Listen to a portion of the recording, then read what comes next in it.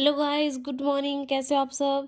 मैं तैयार हो चुकी हूँ ससुराल जाने के लिए और मम्मा और बाजी आ रहे मेरे साथ साथ। यहाँ पे पापा जी भी तैयार हैं। मम्मा पापा जी को बाय बाय करके मैं चल देती हूँ और मुझे स्टेशन छोड़ने जा रहे हैं मेरे फूफा जी। तो हम चल देते हैं और मैं दिखाती हूँ आपको यहाँ का इलाका।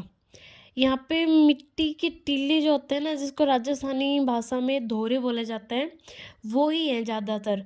और यहाँ पे फसल बहुत कम होती है, बारिश होती है तो ही फसल होती है। तो ये देखिए, यहाँ पे आप खेतों में फसल है ही नहीं, बस इलाका ही है सुनसान सा। और फिर हम चलते हैं आगे तो यहाँ पे आता है नेशनल हाईवे।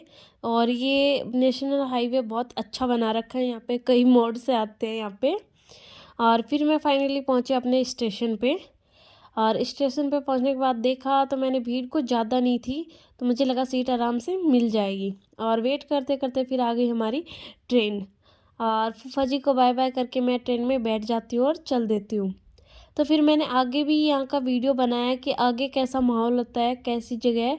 तो यहाँ पे भी ये मिट्टी के टीले जो होते हैं वही देखने को मिले। यहाँ पे सुनसान सी जगह। पुरानी फिल्मों में जो डाकुओं का जो इलाका दिखाया जाता था, ये सेम वैसा ही दिखाई दे रहा है यहाँ पे। और देखो दूर दूर मिट्टी के टीले कितने ऊंचे ऊंचे हैं। फिर मैं पहुंची सूरतगढ़ रेलवे स्टेशन, तो वहाँ पे आ गए नरेंद्र भैया और उन्होंने मेरे को चिप्स कुरकुरे ये सब ला के दिए कि रास्ते में मैं बोर ना हो जाऊँ, आराम से खाते हुए जाऊँ। और हमारी ट्रेन चलती जा रही थी और आगे हमें देखने को मिले हरे हरे खेत। और 5-6 घंटे के बाद फाइनली मेरा स्टेशन आ चुका था और मैं उतर ली।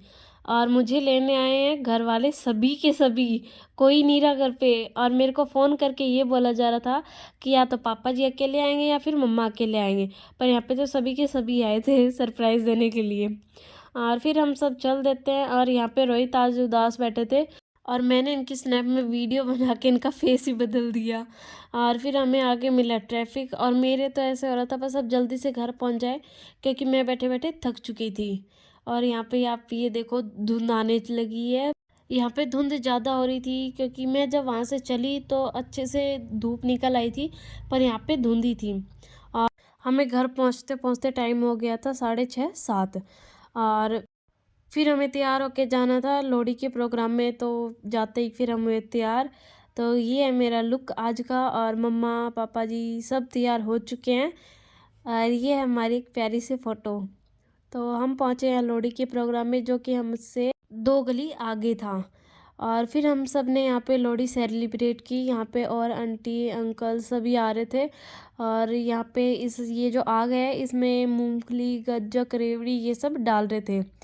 यहाँ पे ये चीज़ बहुत अच्छी है कि सभी मिलके है ना अच्छे से प्रोग्राम करते हैं, क्योंकि सभी को पता है लोहड़ी पंजाबियों का त्यौहार है, पर फिर भी हम सब ने यहाँ पे मिलके सेलिब्रेट किया अच्छे से। और फिर गज्जक रेवड़ी खाने के बाद आई डांस की बारी। तो सबसे पहले पापा जी और चौहान अंकल जी ने डांस स्टार्ट किया।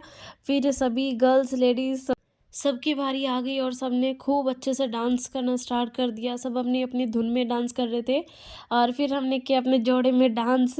तो पंजाबी सॉन्ग चल रहा था और हम अपने मस्ती में डांस किए जा रहे थे। तो यदि आपको हमारे डांस की और वीडियो देखनी है तो आप हमें बताना, फिर हम अपनी डांस की वीडियो भी डाल देंगे।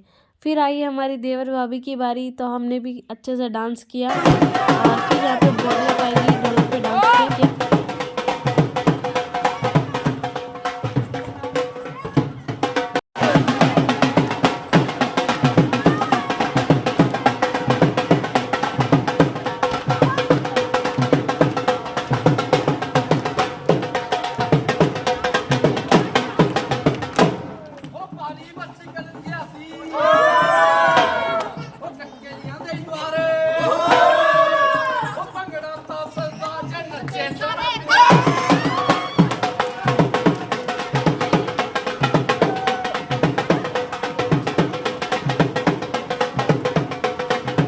लोहड़ी के प्रोग्राम में यदि बोलियाँ नहीं पाई गई तो फिर क्या डांस किया।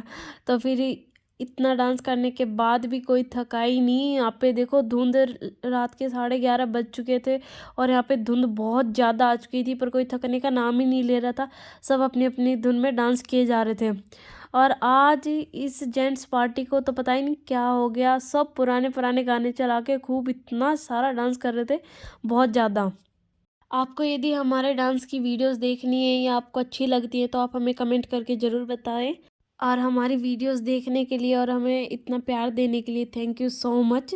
तो आप वीडियो देखिए और शेयर कीजिए।